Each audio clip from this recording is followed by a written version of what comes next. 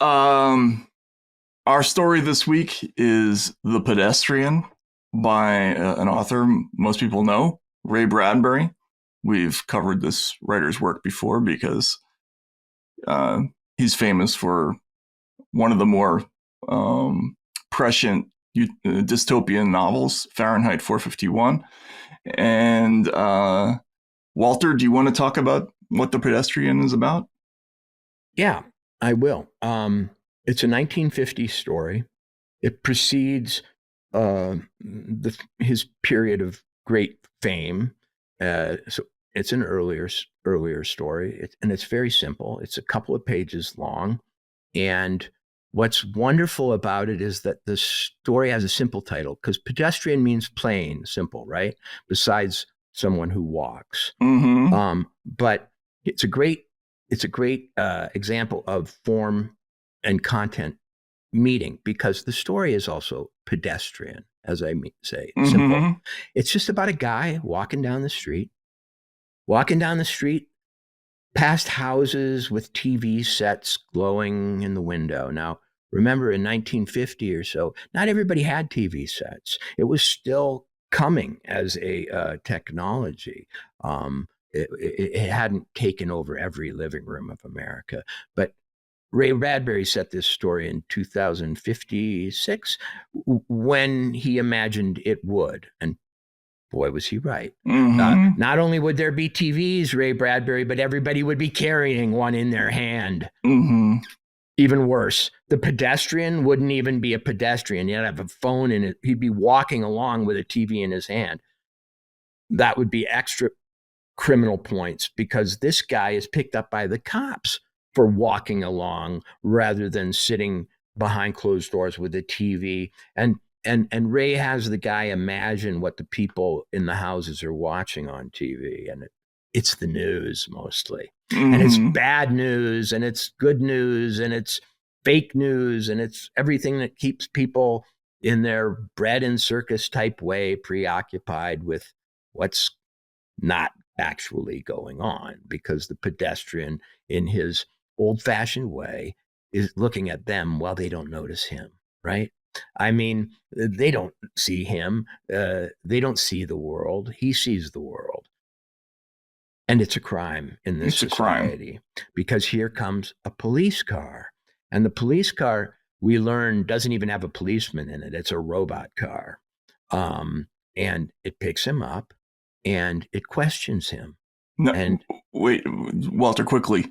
There's an important detail here, which is yeah, that the main character, Leonard, this guy Leonard Mead, is surprised by the appearance of a police car because, and it says, uh, there was only one police car left. Wasn't that correct? Ever since a year ago, uh, the election year, the force had been cut down from three cars to one. Crime was ebbing. There was no need now for the police, except for this one lone car, one wandering and the empty streets. And so he's been propagandized to believe that there are no more police, or that there was only one cop car left. And right. so, sorry, Well, go ahead. there's only one cop car left because everybody has self-incarcerated with their Mm-hmm. TVs. Mm-hmm. You don't need cops when people have self-incarcerated with their video feed.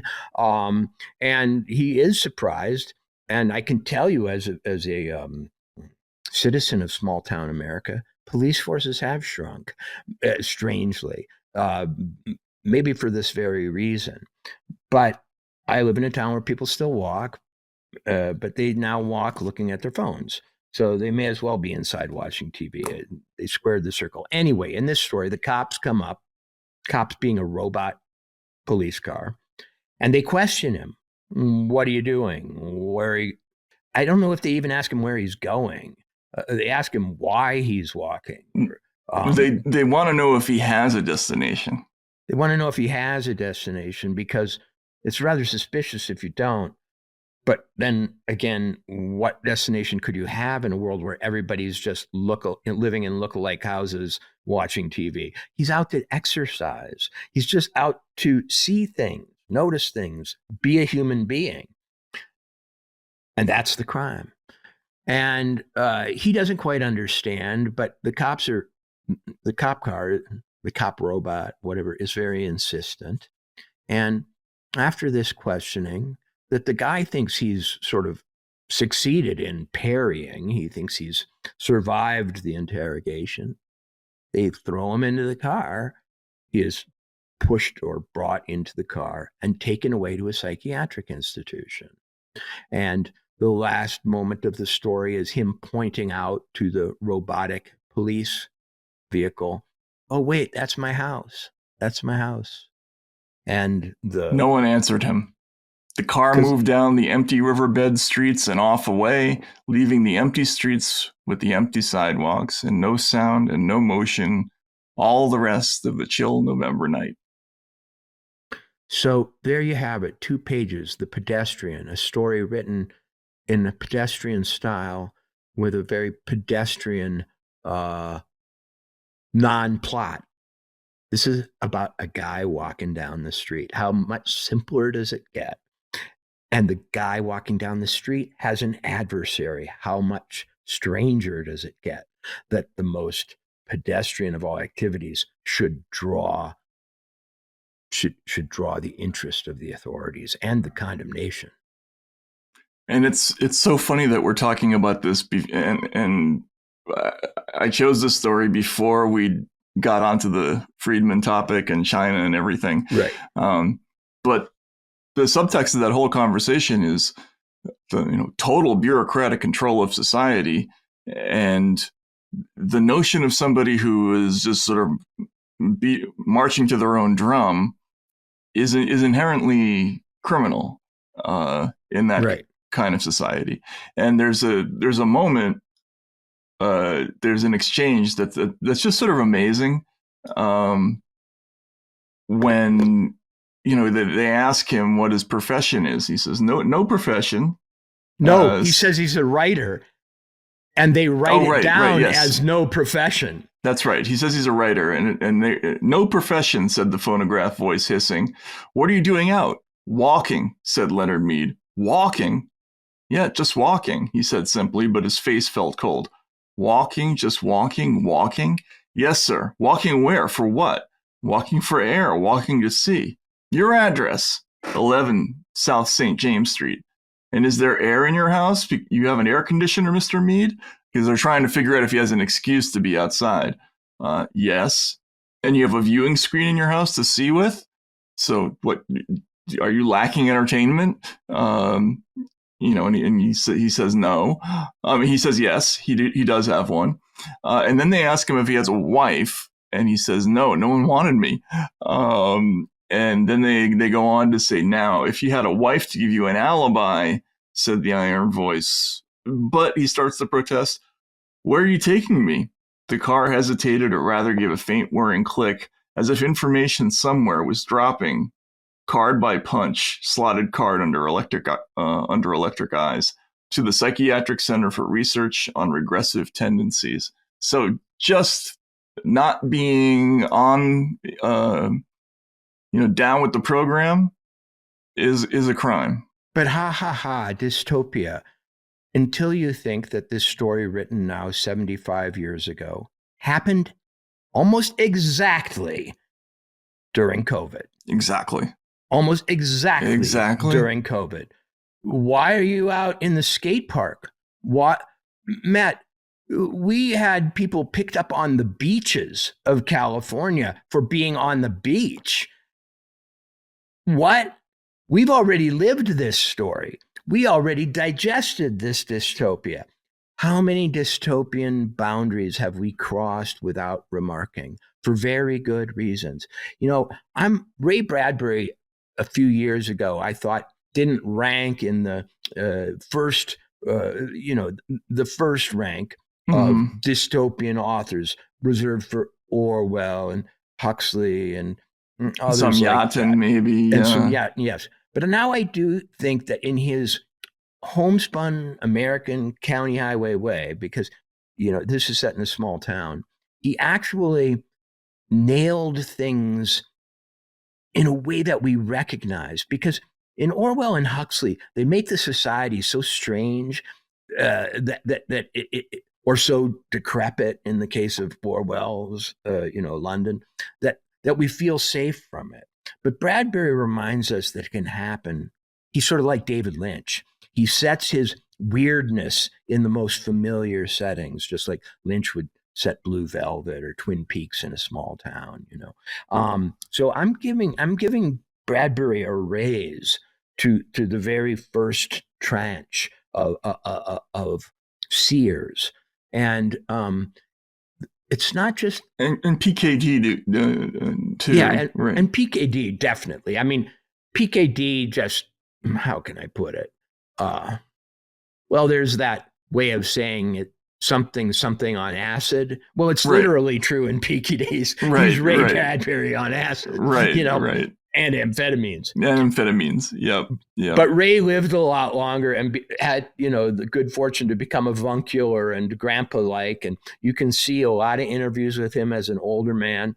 But here are two things that he spotted in this story that are not obvious dystopian trends. First of all, he hated screens. No one has hated screens more than Ray Bradbury. There's a maybe. Well, there's a telescreen in everybody's house in Orwell, but in Fahrenheit 451, people live inside rooms that have screens on all four walls. Right. And are doing advertising. Orwell didn't capture the weird way that capitalism could become authoritarianism. You know what I mean? That commercialism and consumerism too could adapt themselves to the authoritarian program. But Bradbury did, He also in 451, which is something that I don't think anybody else caught, which was that the constant bombardment of that kind of information, yes, would be inextricably tied to an assault on memory, right? Good point. Right, and that this was a crucial part of the formula of depriving people of their freedom. If you take aim at the ability of people to remember, and that's funny that we're talking about this today, because a big part of the reason this isn't a big story is because no one remembers 1999, right? Because Orwell in his slightly higher Mandarin British way thought that what would happen to the past was that it would be reformatted and constantly rewritten. Bradbury, in his common sense American way, said, why do that when you just can induce total amnesia? Right. Just mesmerize people. It'll disappear. The past will disappear. We will quietly send squads of firemen out to wipe out remnants. Right. But that's not the primary mechanism. And right there in saying firemen, and in this case, policemen or police machines, Ray Bradbury also had, I think, extra vision or extra visionary prowess, because he saw the way in which the homegrown enforcement operations of a, quote, democracy, Mr. Policeman and the fire department and so on, could evolve into these things. I mean, he saw that, sort of like the people who wrote Invasion of the Body Snatchers, that things can retain their form and change their spirit or their aspect, purpose or their purpose. It can all look good, but it can be dark inside. And he would have disputed, I think, Thomas Friedman. When Thomas Friedman exalts the monorails and the greenery and the pond, the fake pond of the Huawei headquarters, Ray Bradbury could say, but that can contain evil, even though it looks good. See, Orwell had everything broken down and rainy and, crumbling. And that's among other things because he'd seen Soviet Russia already. Right, because he'd seen Soviet Russia. But Bradbury says you might not necessarily recognize on the surface that you live in hell. But what happens there will show you that it is. People being whisked away, people being entranced, People stopped talking. People stopped mixing. People stopped going outside. And we had very close to the Pedestrian happen.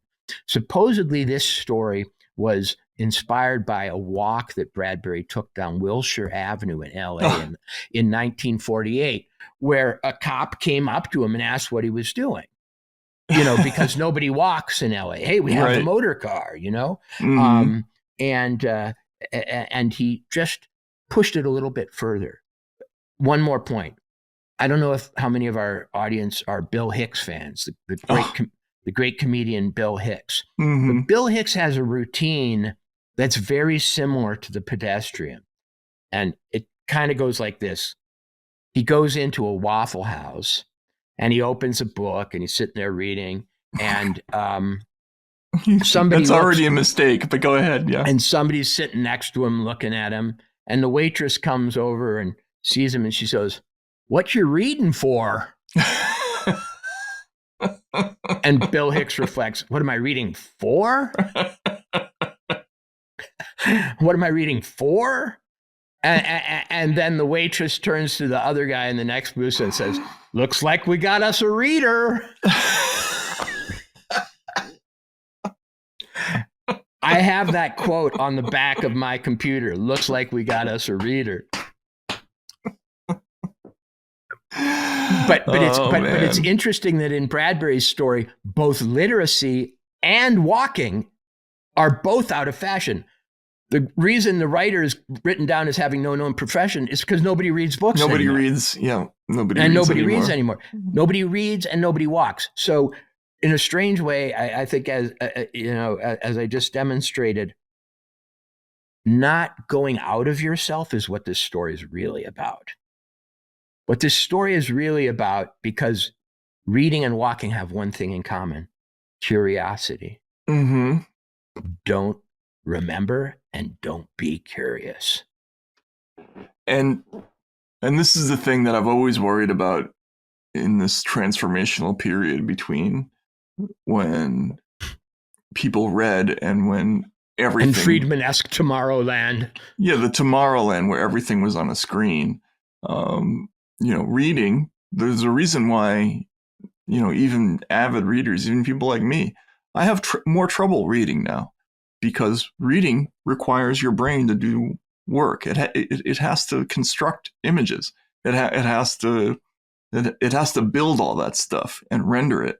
And when you read a lot, your brain is healthy and it's alert and it's always on the lookout for stuff. When you get into the habit of letting everybody build all the images for you and just give you an easy ride, like a Disney style ride where you're essentially on a track just moving through, right. A world that's been rendered for you. Yeah, I mean, that's fun. Kids like it. But what ends up happening is your brain atrophies and you start to forget. But that's good in autocratic societies in which you're expected to show up at Huawei at 8 a.m. and work happily until whenever, and then go home to your tower block apartment and consume your propaganda and filtered entertainment in order to sleep nicely and go do it again. America, it's just so funny to watch. There was a period when women were, in the 80s and 90s, really going for the corporate dream. Mm-hmm. And my dad had gone for the corporate dream, and he came home every night and said, "Fuck those idiots. I'm not going to be, I'm in prison. I'm in fucking prison."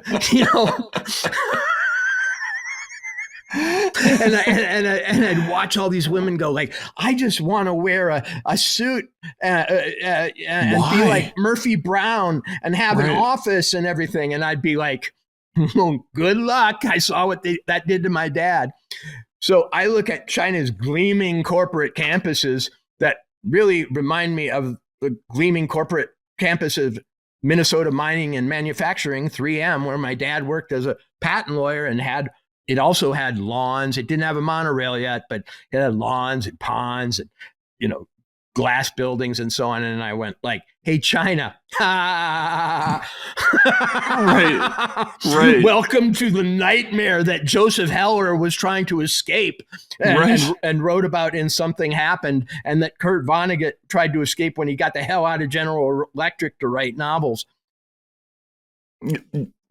Exactly, and that's why novelists are always so dangerous. That's why they're always like the first to be among the first to be put up against the wall and shot. I remember in high school asking one of my teachers, "What did Babel do to get shot in Russia?" And he's like, "What do you mean? What did he do?" You know, he was good, right? And what is the pedestrian? But again, what is the pedestrian's crime? Okay, at the literal level, it's walking. But what's his real crime? What is it that the society dissatisfaction? He's dissatisfied. Okay. Mm-hmm. Okay, I think they are all good answers. He's curious. He wants to see his society whole rather from the inside. You know what I mean? He's left his cell. Mm-hmm. Right. That's exactly. Yep. He got out of his cell. He's an escapee. He's a fugitive. He's a fugitive. The fugitive. I taught my kids that route this morning, and the FUG route. What do you mean? Oh, we review like roots of words every morning. So okay, like, little insight here. Yeah. Before this show, you're with your family studying roots of words. Yeah, I want to help them understand. Have a sense of why words mean what they mean, right? So give them a little head start. I can't teach them math, so. Isn't that Christian nationalism? Right, yeah, exactly. Yeah. Oh, looks like we got ourselves a philologist. Looks like we got ourselves a homeschooler, man. Right. Uh-oh, yeah. Don't confess to this anymore on the air. You're right. I'm sorry. I shouldn't have mentioned that. Yeah, but no, to flee. As Woody Allen would say, FLEA, flee. Right. But yeah, and yeah, he's a fugitive. You're absolutely right. He's a fugitive from his cell, from the way of life, and he doesn't realize it. That's the funny thing. I mean, it's really the same story as One Flew Over the Cuckoo's Nest, done in 2 pages. Exactly. And that's so true. They'll just take him off and lobotomize him now. Yeah. Because that's what you sense is going to happen. Mm-hmm. And antisocial tendencies. Yeah, I mean, he was cured. Clockwork Orange. All the dystopian writers described the set and setting of the nightmare differently. But the essential nightmare in every case for Winston Smith, for the people of the Brave New World city, because there's a wilderness outside that has the savage in it, of course, and for the people of Fahrenheit 451, are facing the same ultimate fate. And in a strange way, Catch-22 is a dystopian novel. Absolutely. It's just not set in the future, but yeah. Right. And all of them involve an attempted escape that is frustrated. And when it's frustrated, what happens is your mind is removed. Clockwork Orange, whoever it is, what they finally do to you is, or, if we call in a weird way, One Flew Over the Cuckoo's Nest, a dystopian novel, even though it's not set in the future, set in a microcosm present. The last thing they do is they cauterize your brain. They make you unconscious. And that is the final punishment in all of these books. But what makes them truly scary is that in Bradbury, for example, everybody but this guy is happy with the punishment. Exactly. And that's where we are now, where almost everybody is some kind of fellow traveler, not fellow traveler. I hate that word. But is with the program happily. They feel confident in it.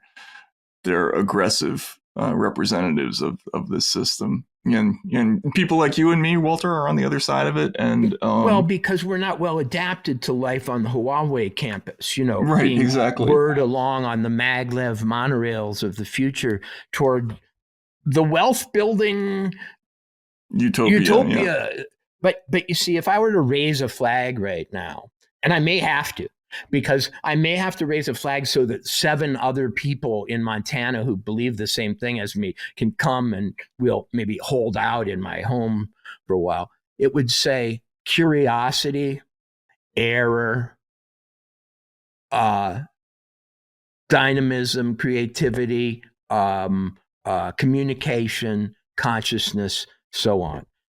It's no longer a political program with me. I'm just trying to I'm trying to fight for the right, not to party like the Beastie Boys, but kind of, to be, to just be. Right. Unconstrained by these agendas, these programs, these treaties, these organizations, these algorithms, these whatever. Yep. You got to fight. You got to fight for the right to walk. Yeah. To get to the Steve Vai solo or whatever it is. Yeah.